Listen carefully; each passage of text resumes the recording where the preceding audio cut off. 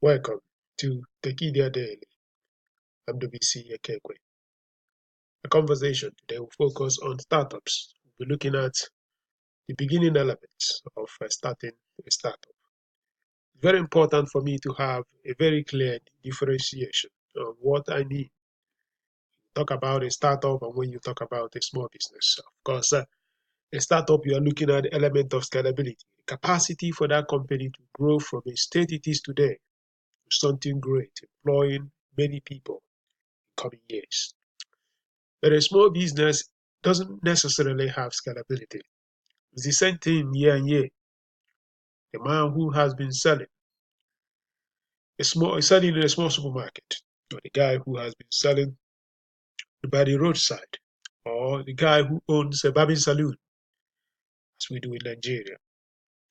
These are all small businesses. There is nothing wrong with that, of course. What we are trying to do here is to create that distinction, which is very, very important for you to understand the point I am going to say what I'm going to say in this video. But when you look at startups, you are looking at companies that have that growth ability, that scaling ability, that if you have 10 people today, when you come back to that company in very few months and years, you're going to see at least multiples of that. But if you have one person today in a small business, you can come back 10 years' time, you also just have only one person. So today I'm focusing on startups, I'm focusing on those entities that have that scalable capabilities. So for you to start any company, for you to start any startup, the first thing that must have to happen is that there must be a need in the market that you have to fix. Because that need in the market is what we call friction. That friction exists between a buyer and a seller. Someone wants to do something in the market. Unfortunately, the person can't just easily do that. And because he can't do that, he needs someone who basically have the capability in order to do that. I have 20 naira and I want to save that money. Unfortunately, I may not easily just find someone who can actually give that money, who will pay me interest. What do? I have to take that money to a bank. And the bank then itself will now look for somebody who actually trying to borrow money to grow his or her business. The bank pays me small interest for that money I have put in that bank, and the bank now charges a fee to that particular person who is going to lend that money. That process makes it possible that the bank is providing a service in order to fix the friction, which exists for me to find someone that I can actually essentially lend that extra money I have. And the other way around, your person is also looking for somebody who basically can actually lend to him or her. And that is a friction that person actually basically is experiencing at that moment. So the bank has fixed that friction, and the bank has been paid by having the capacity to fix that friction. And that's what companies exist across different markets, different sectors. There must be a friction in the market before a company can actually be in existence in order to solve or fix that friction. So the first thing you have to do is to look at the market frictions.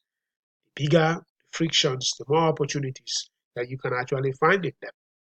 So when you have seen these frictions, they are basically the needs of your customers, the needs of entities and clients, potential clients of the future.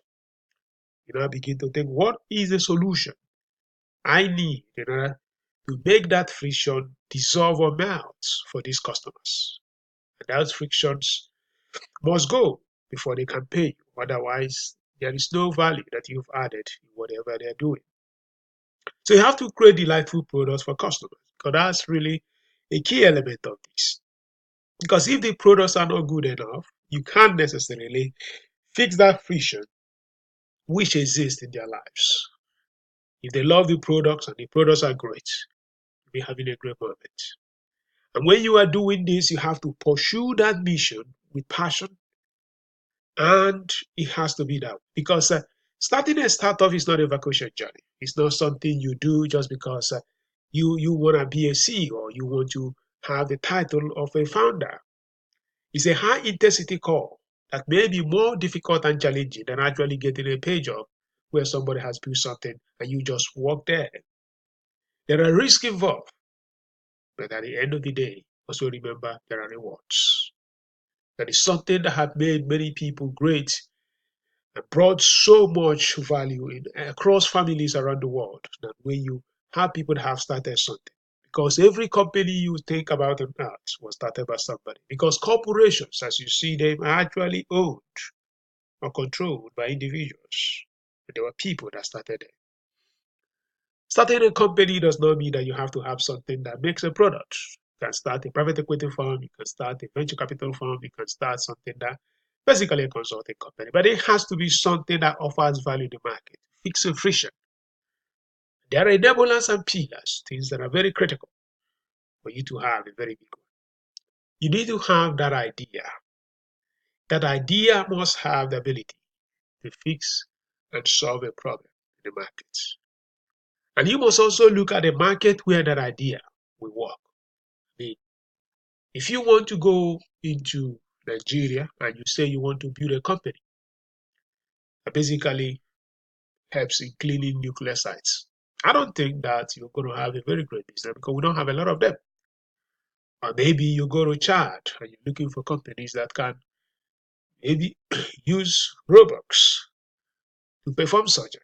I don't necessarily think that's a great market for you because even if you can do that, I don't think people there will pay you for that.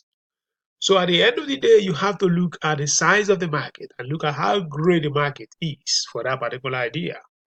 The idea could be great, but the market may not be really awesome for you to actually make something out of it. You have to have a team. When you say a strong team, we're not just talking about experienced people. We're talking about people with capabilities in order to help you deliver that awesome product in the market. People that help you to deliver a legendary execution capability. That when you have this idea, you can take it to the market. And then people like the products you have. You're listening to Tekedia Daily. I'll continue this conversation. Next one, we're looking at what it means to conceptualize that idea. What are the processes involved in order for you to build that company? By coming up with that idea, not just through impulse, but actually observing what is happening in the market. It's very critical that you don't just say, I want to start a company just because you want to start a company. You start coming up. There needs to be an organic evolution, that there is something that has annoyed you in the market. You want to go and fix that thing in the market. That is how great idea could actually come. Listen, thank you.